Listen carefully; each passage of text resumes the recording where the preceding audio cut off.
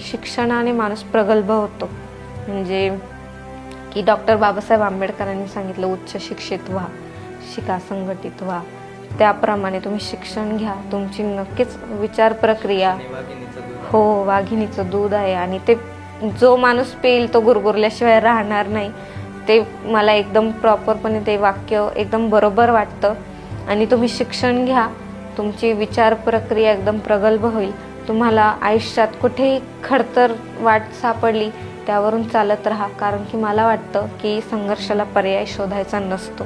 कारण संघर्ष हा प्रत्येक माणसाच्या आयुष्यात कुठून ना कुठून चालून येतोच. कधी ना कधी ती स्टेज येतेच. त्याला पर्याय शोधू नका.